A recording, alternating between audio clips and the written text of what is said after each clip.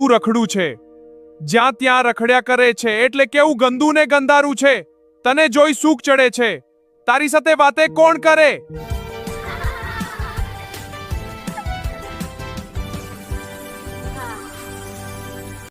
એક હતું ખિસ્સું, નાનકડું ને નમણું, પણ હતું સાવ રખડું. એ નવા નવા બુસ્કોટ જુએ તો એને થાય, આવા બુસ્કોટ પર બેસવાની કેવી મજા પડે. એ દોડીને બુસ્કોટ પાસે જાય. બુસ્કોટ એને જોઈને મોઢું બગાડે અને કહે, એ ખિસ્સા, ખસ, આગુ ખસ, ભાગ અહીંથી. ખિસ્સું કહે, એમ શું કહો છો બુસ્કોટભાઈ, મને તમારી સાથે બહુ ગમે છે. તું રખડું છે, જ્યાં ત્યાં રખડ્યા કરે છે એટલે કેવું ગંદુ ને ગંધારું લાગે છે. તને જોઈને સૂગ ચડે છે. તારી સાથે વાતે કોણ કરે? રોજ રોજ બુસ્કોટભાઈ એને ગંદુ અને ગંધારું કહે. તેથી એક દિવસ ખિસ્સું રડી પડ્યું. એની આંખમાંથી સફરજન જેવડા આંસુના ટીપા પડવા માંડ્યા. ટપ ટપ ટપ ટપ ટપ ટપ.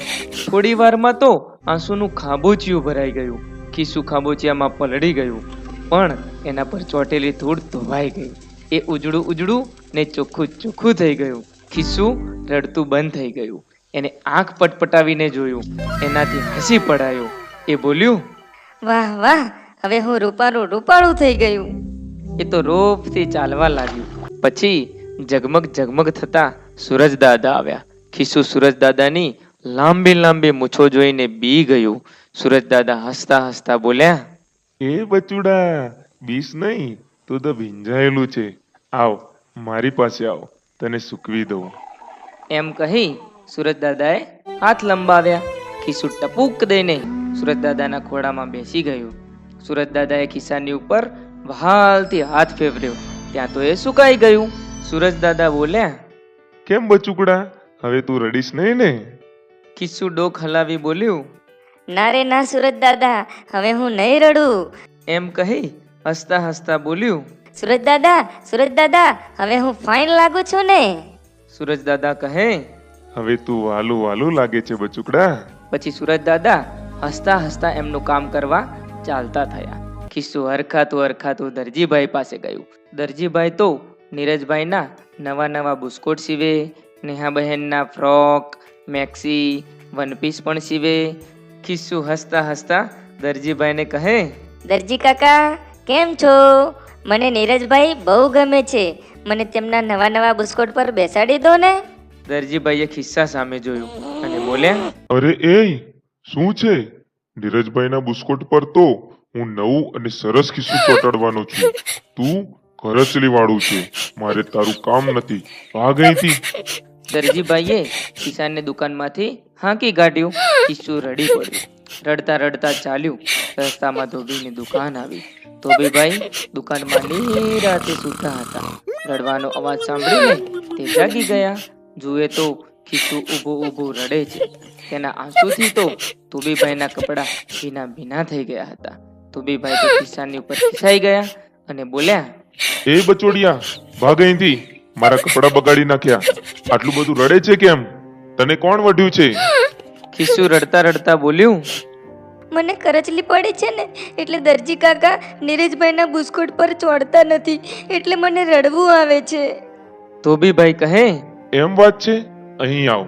તારી કરચલી ચપટી વગાડતા છું કરી દઉં. ધોબીભાઈએ ઇસ્ત્રી ગરમ કરીને ખિસ્સા માથે મૂકી દીધી.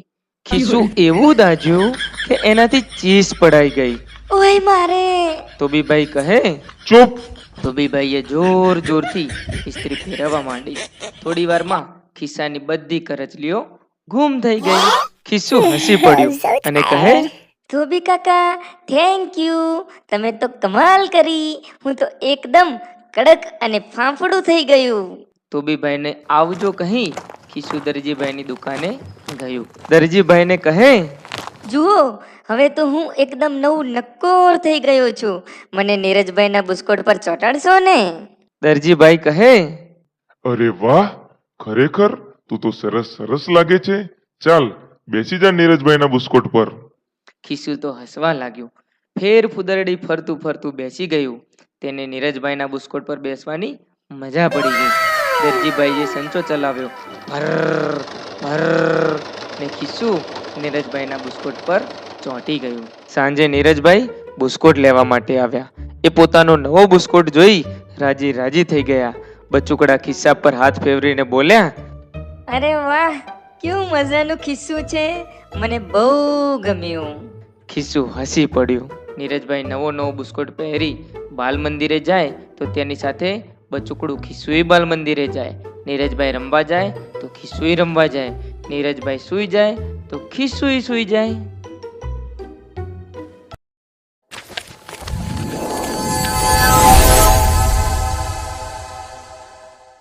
સૌથી પહેલો પ્રશ્ન સીધું જ ખિસ્સાની મનોદશા પર ધ્યાન દોરે છે. પ્રશ્ન છે, ખિસ્સું કેટલી વાર રડે છે અને ક્યારે ક્યારે રડે છે? કોઈ પણ સફરની શરૂઆતમાં અસ્વીકારનો સામનો કરવો પડી શકે છે, બરાબર? અને આ ખિસ્સા સાથે પણ એવું જ કંઈક થયું. તો તેનો જવાબ એ છે કે વાર્તામાં ખિસ્સું કુલ 2 વાર રડે છે. પહેલી વાર ત્યારે જ્યારે બુસ્કોટ ભાઈ તેને ગંદુ અને ગંધારું કહીને કાઢી મૂકે છે, અને બીજી વાર તે ત્યારે રડી પડે છે જ્યારે દરજીભાઈ તેને કરચલીવાળું કહીને નીરજભાઈના શર્ટ પર ચોંટાડવાની સાફ ના પાડી દે છે. સવાલ એ છે કે ખિસ્સાના આ પરિવર્તનમાં કોણે ભાગ ભજવ્યો? તેને કોણ કોણ રાજી કરે છે અને બીજું, તેના પર ક્યારેય કોણ ખીજાતું નથી?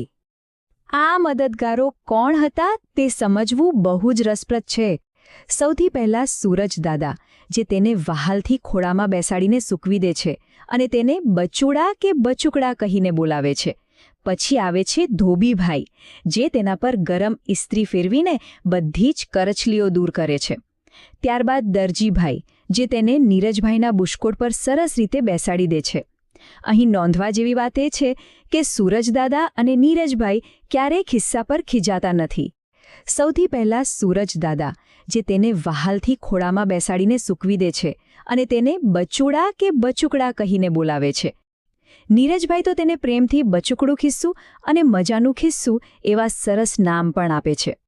ચોથો પ્રશ્ન ખાસ કરીને ધોબીકાકાના પાત્ર પર પ્રકાશ પાડે છે. પ્રશ્ન છે, ધોબીકાકાનો સ્વભાવ ખરેખર કેવો છે? ગુસ્સાવાળો કે માયાળુ? અને આપણને એ કઈ રીતે ખબર પડે છે? શરૂઆતમાં જ્યારે ખિસ્સું રડ્યું ત્યારે ધોબીકાકાના કપડાં પલળી ગયા હતા, એટલે તે થોડા ખીજાયા હતા. પણ જ્યારે ખિસ્સાએ રડતા રડતા પોતાની વ્યથા કહી ત્યારે તેમનો અસલી માયાળુ સ્વભાવ દેખાયો. તેમણે તરત જ કહ્યું, વાત છે, અહીંયા આવ, તારી કરચલી ચપટી વગાડતા છું કરી દઉં.